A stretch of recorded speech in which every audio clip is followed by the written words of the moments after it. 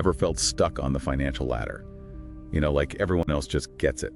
It can feel pretty frustrating, right? Maybe you're working incredibly hard, yet it still feels like a treadmill.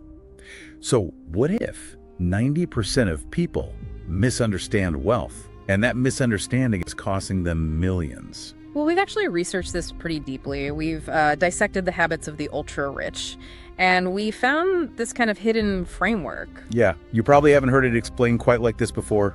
Today, we're revealing the real levels of wealth. You'll discover where you really stand, and, crucially, how to actually move up. This isn't just theory, it's really practical stuff. Yeah, and the killer insight, the big takeaway. True wealth isn't just about how much money you have banked, it's really about the freedom you command, the lack of obligation. Total freedom.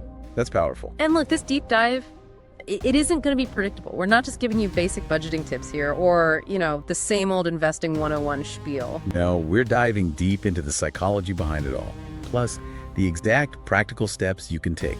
We're covering the whole spectrum, from extreme poverty all the way to the billionaire mindset. You'll learn about the triggers, the things that keep people trapped. And the specific levers you can actually pull. We're giving you the how-to, Right, not just theory. We're aiming to fill in all the gaps, give you takeaways you can, use tomorrow. So you might be thinking, okay, is there anything else left to watch? Absolutely. Because understanding these levels is one thing. But actually applying that knowledge, that's the real game changer. Our research shows this understanding is what truly separates people. Totally. Think about a friend we know, let's call him Alex. He was earning pretty good money, but he felt stuck, completely trapped on what we started calling the hamster wheel of affluence. It's surprisingly common. Yeah, and Alex honestly thought he was doing okay, middle class. Yeah. But when you look closer, his finances were actually closer to insecurity. We're going to weave his story through this deep dive because it's such a powerful example. These levels aren't just ideas. They're real life experiences, real shifts. Exactly. Alex's transformation really shows that moving up is possible. It makes it feel like a tangible goal, something anyone can aim for if they understand the rules. Okay, now that we sort of know where we're heading, let's unpack this.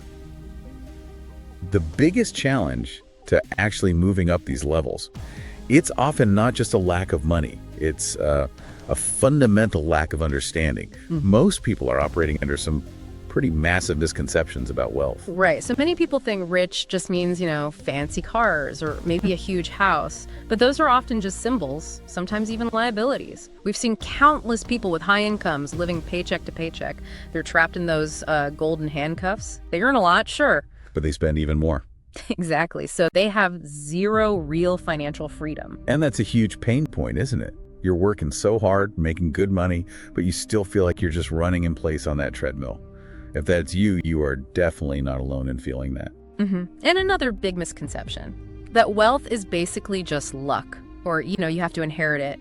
And while those things certainly help, no denying that, our research consistently shows most people who reach financial independence do it deliberately, through consistent effort and a very specific mindset. Yeah, they don't just accidentally get rich. They actually understand these levels of wealth we're talking about. They know how to navigate them. They build wealth step by step. But society paints such a distorted picture, doesn't it? We always see the highlight reels online, not the years of grind. We see these millionaire versus billionaires headlines, but not the, decades of smart investing or the disciplined budgeting that went into it. And that creates this huge mental block for people. They start believing that real wealth is just unattainable. Yeah. It makes you feel inadequate, like you're missing some kind of secret code. But the thing is, the code isn't really secret. It's just very rarely explained clearly or, in a way that clicks beyond the basics. Yeah, think about how many times you hear, oh, I just need to win the lottery. Or if I could just get one lucky break. These often sound like coping mechanisms, right? For not really engaging with how wealth building actually works. So our goal today, we really want to shatter those misconceptions, give you practical tools, things you can use to start your own journey, no matter where you're starting from right now. Look, this isn't magic, it's a method. Yeah. And it's been tested, it's proven. All right, let's really start peeling back these layers. We're going to explore the different levels of wealth, okay? From the absolute bottom right up to the very top. And like we said, this isn't just theoretical stuff. It's like holding up a mirror. You'll probably see yourself somewhere in here. And honestly, that recognition, that's the crucial first step forward. Okay, first up, we have level 1, extreme poverty. This is what we call survival stage. And this is where just meeting basic needs is a relentless daily struggle. We're talking globally about living on less than $2.15 a day. That's less than your average cup of coffee. Think of it like starting a video game on ultra hard mode. No skills, no cheats, no resources, just survival. Right. So this means things like consistent access to food, clean water, safe shelter, healthcare. Yeah. These aren't just scarce, they're often total luxuries. The food might be minimal, lacking nutrition, the water might be unsafe. If you get sick, healthcare just isn't an option. It's pure survival mode. A constant uphill race against time, like being stuck deep down in a well with no ladder in sight. And this isn't a small number of people. This affects around 700 million people worldwide. And get this, nearly 3.5 billion people are surviving on less than $6.85 a day. That means they're perpetually just one crisis, a drought, an illness, anything away from total financial disaster. Now, while our friend Alex never experienced this level of extreme poverty, he definitely understood that deep, gut-wrenching fear of financial instability.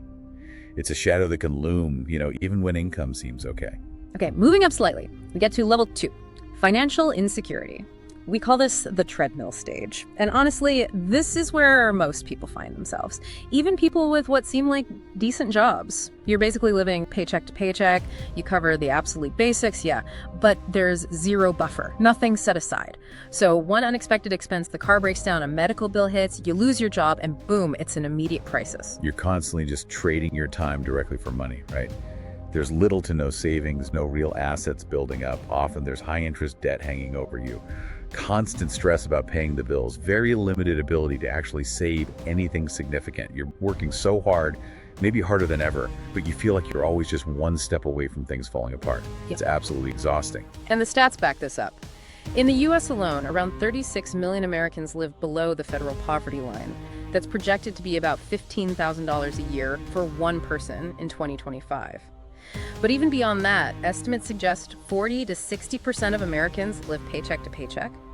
And maybe most startling, around 40% of adults say they couldn't cover a simple $400 emergency expense without borrowing or selling something. Wow. So to move past this stage, what's the action plan? It really comes down to, first, tracking every single penny. You need to know where it's going. Then ruthlessly cutting out non-essential spending. Looking actively for ways to boost your income, maybe side gigs, asking for a raise, and critically tackling any high-interest debt head-on. This is exactly where Alex started. Good job on paper. But his spending just grew to match his income. The nice apartment, the new car lease, but absolutely zero savings. He was just running faster and faster on that same treadmill. Okay, let's move on up. We reach level 3. Financial stability. This is the breathing room stage. And this is where you really start to gain some control. You're paying your bills on time, consistently. You start making real dents in your debts. You actually feel a bit of relief, like you can finally exhale. Yeah. But, you're still somewhat vulnerable to bigger economic shocks. Right. So at this level, your basic needs are reliably covered. And crucially, you've built up an emergency fund. Typically, we recommend aiming for 3 to 6 months of essential living expenses saved up in easily accessible cash.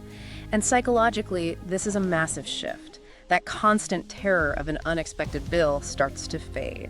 You might still have some debt, maybe mortgage or student loans, Yeah. but it feels manageable. It's part of a plan. You're actually starting to think consciously about the future, maybe even dipping your toes into basic investing. Money management stops being just reactive panic and becomes a deliberate effort.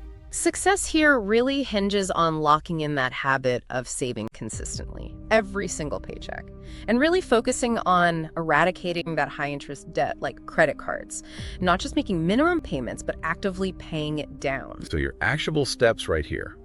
Focus intensely on debt reduction. Push to increase your savings rate, even by small amounts initially. Start learning about simple, diversified investing index funds are a great start, and really fight that urge for lifestyle inflation as your income grows or debt shrinks. Alex hit this level after a pretty serious wake-up call. He got meticulous about cutting unnecessary cost subscriptions, eating out less, he systematically paid off his credit cards, and he built that initial emergency fund. He said the relief was just immense. He finally felt like he could actually breathe financially. Okay, now here's where things start to get really interesting, I think. We're at level 4. Financial comfort, or maybe better termed, the growth stage. You're not just stable anymore, you're actively growing your wealth. You probably have significant savings now, beyond just the emergency fund. You're actively and consistently investing, likely in a diversified portfolio, maybe stocks, bonds, maybe some real estate, or alternative assets, and this is key. Your passive income streams are starting to emerge and actually contribute meaningfully. Yeah, this is where you can comfortably afford some luxuries without feeling guilty. Maybe well-planned vacations, pursuing hobbies you love, investing in yourself. You're actively building assets that are working for you, generating income, which is a fundamental shift away from just trading your time for money. This is where wealth building really starts to gain momentum.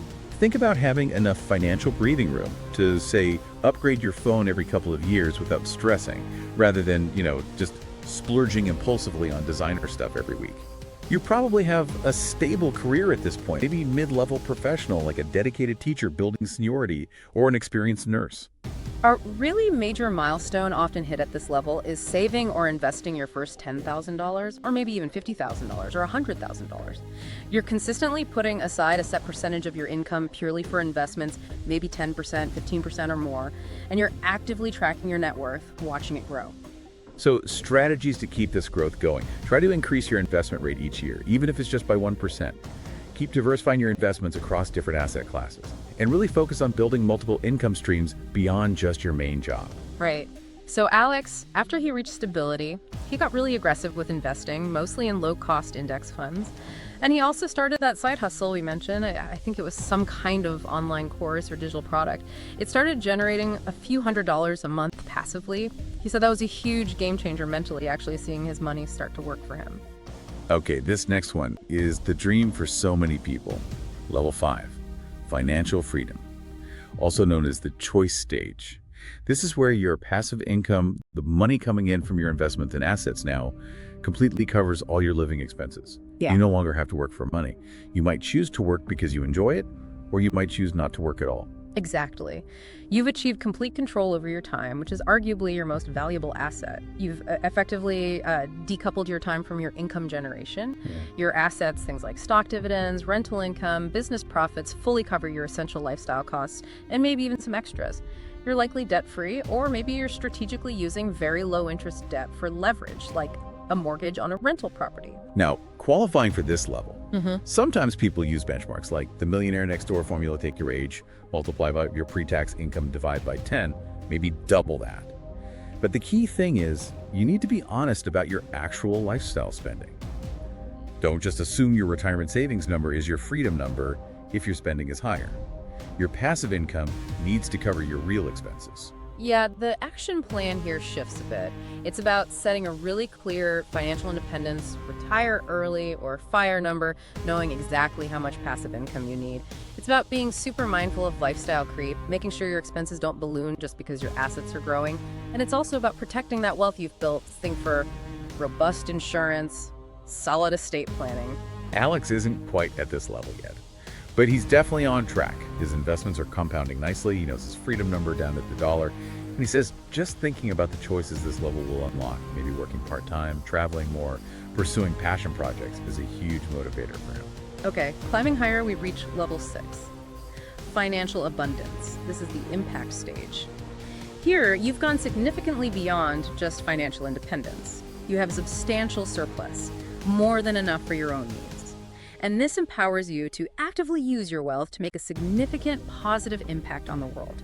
This could be through large-scale philanthropy, investing in social enterprises, creating jobs, funding research. Yeah, at this level, you can comfortably afford things like funding your children's or grandchildren's education anywhere in the world. You have the freedom to travel extensively, maybe for months at a time. You could launch ambitious new business ventures just because you believe in them, or contribute really meaningfully to community projects you care about. Giving back isn't just an occasional act, it becomes a regular, integrated part of your financial life.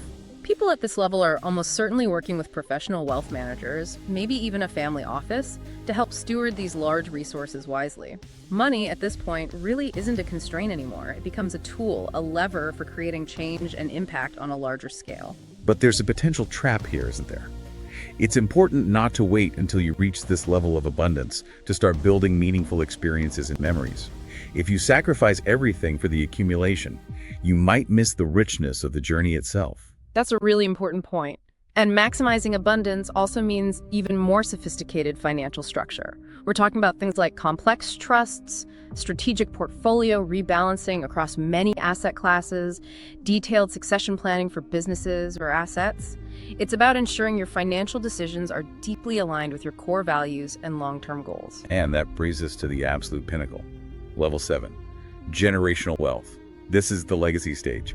Here, your wealth isn't just substantial, it's so vast and so well managed that it can sustainably support multiple future generations without diminishing. It's really about creating an enduring legacy, not just for your own family, but potentially for society as a whole. Yeah, this requires incredibly sophisticated estate planning. We're talking complex, multi-generational trusts, often the establishment of a dedicated family office with a team of experts managing vast, diverse assets across global markets, planning decades, even centuries ahead. Billionaires are the obvious example here. Their net worth is just staggering, exceeding $1 billion. If a millionaire's wealth is like owning a very fancy sports car, billionaire's wealth is like owning the entire racetrack, maybe the whole league. Think about it. If you spent $1,000 every single day, it would take you nearly 3,000 years to spend $1 billion.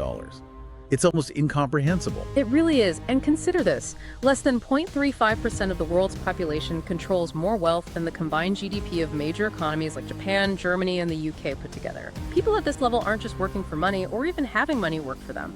They're designing and owning the systems where money flows, often on a global scale. They're scaling entire industries, not just individual companies. Wow. So cementing a legacy at this kind of level, it involves things like setting up an ironclad will and trust structure, yes, but also, crucially, educating your heirs not just about money management, but about responsibility, stewardship, values. It's about aligning that immense wealth with a long-term purpose that goes beyond just personal benefit, thinking to decades, even centuries, not just years. But here's what's truly fascinating through all these levels. The absolute game changer, the one insight that really fundamentally separates those who successfully climb this wealth ladder from those who just stay stuck, maybe on that treadmill. It's not just about how much you earn, it really boils down to the interplay between your mindset and your financial literacy. That's the secret sauce, the hidden lever. Absolutely, you could literally earn $1 million a year. But if you're operating from a scarcity mindset, if deep down you believe money is hard to come by, or if you just lack basic financial education, chances are you'll spend it all.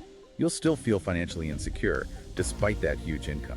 Exactly. And conversely, someone earning a much more modest income, but who cultivates a growth mindset and has solid financial literacy, they can systematically build significant wealth over time. This is the core difference, isn't it? That rich versus poor mentality, independent of the actual bank balance at any given moment. It's about how your brain is wired around money. So let's break that down. What does this really mean for you listening right now? Yeah. Let's talk mindset first, that millionaire mindset we hear about. It's not really about being born rich. It's about how you learn to view money, challenges, opportunities, like scarcity versus abundance. Do you fundamentally believe there's not enough to go around, or do you train yourself to see possibilities, opportunities for creation everywhere? Yeah, or victim versus creator. Do you tend to blame external things, the economy, your boss, bad luck, or do you take ownership, act like the creator of your own financial situation? Wealth builders are almost always creators. They take responsibility. And this one's huge. Short-term versus long-term thinking.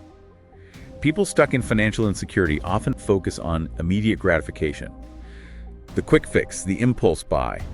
The wealthy, almost universally, focus on long-term gains. They master delayed gratification because they understand the incredible power of compounding over time. This is just crucial. Think back to Alex again. When he was stuck on that treadmill, his internal script was all, I can't afford that, or man, I'll never get ahead. He was kind of in that victim mode, but when he consciously shifted his thinking to asking, okay, how can I afford that? Or what specific steps can I take today to get ahead?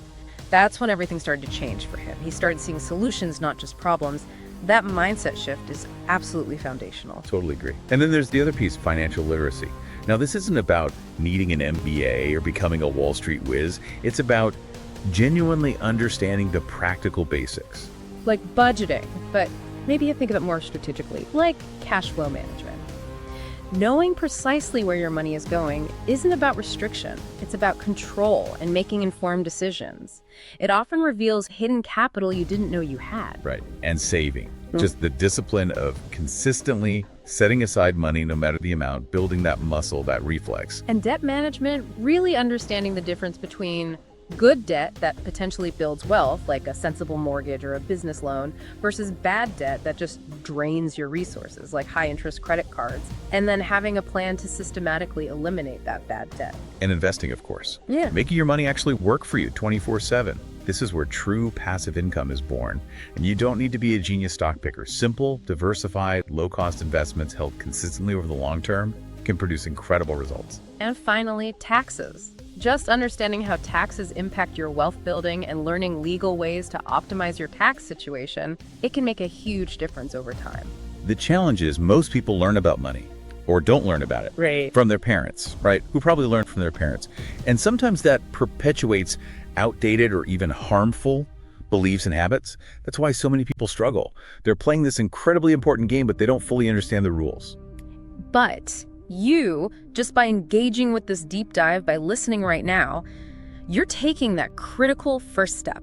You're choosing to learn, to master the rules of the game. And this isn't just theory, remember? This is all about practical application. It's about taking deliberate, informed control. Yeah, the key takeaway here is that your current economic situation, it's not your destiny, it's just your starting point. With the right mindset shifts and the right financial knowledge, the stuff we've been talking about, you absolutely can move up these levels of wealth. That, at its core, is what really separates the truly wealthy. It's not just their bank account, it's how they think and what they know about money. So let's just quickly recap the main points we've hit today. We've journeyed through these 7 pretty distinct levels of wealth, starting from that daily struggle of extreme poverty, moving through the anxiety of financial insecurity, finding the relief of financial stability, hitting the exciting phase of financial growth, reaching the incredible freedom of financial independence, and then exploring the potential impact of abundance and the lasting power of generational wealth. And you've hopefully seen that wealth isn't some static number. It's not a fixed finish line. It's really a dynamic journey, isn't it? A journey that's profoundly shaped by the choices you make every day, the habits you build, and maybe most importantly, by your mindset and your level of financial literacy. We've tried to bust some of those common myths that keep people feeling stuck and highlight the practical, actionable steps you can start taking, maybe even today. Remember Alex's story that we kind of threaded through?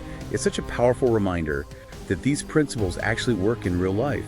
Understanding these wealth levels, or hopefully explained in a way that makes sense, gives you this incredibly useful framework. It lets you pinpoint where you are right now, get really clear on where you want to be, and then map out the specific actions needed to bridge that gap. This isn't about some get-rich-quick fantasy. It's about building real, sustainable, lasting wealth through smart decisions and consistent, focused effort. It's really about taking full control of your personal finances and ultimately your future. Which really brings us to an important question for you. After hearing about all these levels, thinking about the distinctions, where do you honestly feel you stand right now? And maybe more importantly, what's just one practical, tangible step you're going to commit to taking this week, just this week, to start moving yourself up that ladder? We really encourage you to take a moment and reflect on that. And hey, if you're really serious about accelerating your own journey towards financial freedom, you absolutely need to check out our next deep dive. We're going to break down the top 5 passive income strategies that honestly pretty much anyone can start implementing today, regardless of where you're starting from financially. It's going to be packed with the same kind of actionable steps you got here. So don't just listen, take action.